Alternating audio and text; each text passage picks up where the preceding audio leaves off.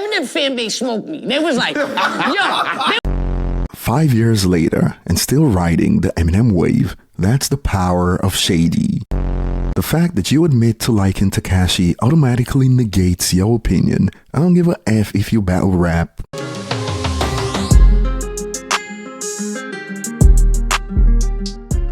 Hello again, and welcome back to another one. And today we have a couple of topics to cover, like one that goes back to Eminem's opener on Zeus from Music to be Murdered By Side B, where Eminem appeared to be cooking up a battle rapper who forgot her roots. And boy, she recently spoke about this that went down after Side B dropped, how she got smoked by the fans, and as you'd see in a moment, she pretty much reignited the roasting session. And today we also have more that shows Drake fans pretty much trying to quote Tyler Kendrick Lamar, and by Tyler Kendrick, I'm talking about the backlash Tyler the Creator faced a few days ago, when he was getting cooked en masse based on his old tweets, merch and interviews that resurfaced that Tyler would have preferred stayed buried, as he ended up deleting some of these quote incriminating tweets, and some Drake fans set their sights on repeating this using past quote stories about Kendrick Lamar.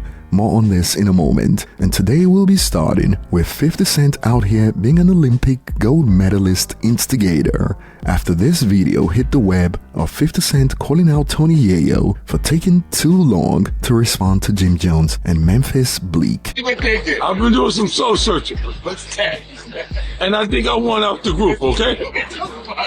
Hey, cause you just kicking us out the group. He just wear June on his hat, you know. Take too long to respond to Jimmy and Memphis Bleak. Put it in the comment section. Don't talk about me every day. Why? Because I'm on a jet right now. That's why. I am the algorithm. So what you gotta do, you gotta blow a shot at me. When you do the most numbers, they gonna talk about you. I'm saying niggas is talking mad shit though. Like you ain't even like that. I'm not gonna drink on. I'm not valid for that. $25,000 bottle. Wait. I'm not valid for that. Nah, get that nigga in the other one. That's it. Keep talking. And for those of you who have no idea what this is about, this goes back to the fact that for some reason, Jim Jones was more triggered than Memphis Bleak after Tony Yayo reportedly stated that Jay-Z needs to take care of his homie Memphis Bleak, and Jim Jones took it personal on behalf of Bleak and went off. So people look at Bleak and don't understand the business he's doing. They always look at Jay like, oh yeah. That's why. That's why you got niggas like Yayo talking about, Jay don't take care of. I don't need Jay to go on tour. Yo, smoke hard coke, yo. Yo, chill. You look like you need to be taken care of. You look like you need to go to the dentist. You need to look like you need to brush your teeth. You look like you need hygiene. You look like you need help. Tell your man 50 say you an ounce or something, yo. You do need that might help. need 2 ounces. That's why paid you in full movie. See. I got a G for every bump in your face. I promise you that. I promise you that. That's why you worried about Peon, you broke. You know I got it. What's up? The ain't bag nobody, is up. The both sides. Hey, Flea, where the both sides, Flea? Let me finish that off. Ain't nobody taking care of over here, B. Yo, nah, you good, man. I fucking love it. Deserve it. They need to hear this shit, man, because they bugging out here. All these worrying about who taking care of who. We take care of we.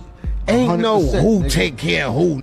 You know who doing it. We live. We get money. And back then, people were scratching their heads, wondering what Jim Jones was on about, seeing as Tony Yayo has been out there touring and performing with 50 Cent all around the world, not sitting around and collecting handouts. Yayo just got off a 100+ stadium tour, paying him $500,000 a show. I'm pretty sure Jim ain't got more money than Yayo, shrugs emoji, and I don't know about the exact figures he was getting paid. But yeah, I've got first-hand accounts of some of these shows, and the chefs came out to cook. Jim Jones was on the menu. Tony Yayo realized his friend was a talent years ago, and what did he get out of it? A hit song, an infinite money glitch. Jim Jones didn't realize his friend was the talent. Everyone signed to him dead or in jail. Reality TV nonsense, being seen as a clown. Yikes. Oh my God. Oh my God. And for those who thought Jim Jones was spitting, I'm not mad at Jim Jones going off on Yayo. Yayo be too comfortable bragging about 50 Cent taking care of him. And to this a user reacted with, I mean, I'd rather be Tony Yayo than Jim Jones if I had to pick. But to be fair, being somewhat delusional is on brand for Jim Jones, who once claimed that he was more relevant than Nas and had more hits and sales than him. Me, Jim Jones, myself, gold records, platinum records, gold albums, platinum albums. No, me, Jim Jones. No diplomats, me, Jim Jones. Check my track record, then check everybody else's track record. Then go to the billboards and check all my entries, then check all them niggas' entries and shit like that. And pull up Nas' billboard entries, then pull up my billboard. Now, he may dress like it, but perhaps he also forgot that we are no longer in the early 2000s. In this age, we can verify those comments in seconds. And back to 50's video instigating, we got more reactions like 50 was the dude in middle school who would instigate fights for no reason, lol. And while Bleak is out here playing internet games, talking about how they are proving his point because they need 50 Cent, a user broke it down. This is a bad look for you, Bleak. Half your appeal is your humility and loyalty, kinda like Yayo. Hove don't look out for y'all like 50 do his boys, and that's facts. Even back in the days, 50 made every G-Unit artist go platinum. Hell, he even made the Powercast millionaires, laughing emojis. And moving on, perhaps after seeing the damage that was done to Tyler the Creator after his rebrand was ruined by the dug up old tweets, merch and interviews, we saw some Drake fans begin to dig up old tweets linked to allegations that were made against Kendrick on Family Matters on the alleged DV, and this one was dug up from 2014 news. Rapper Kendrick Lamar allegedly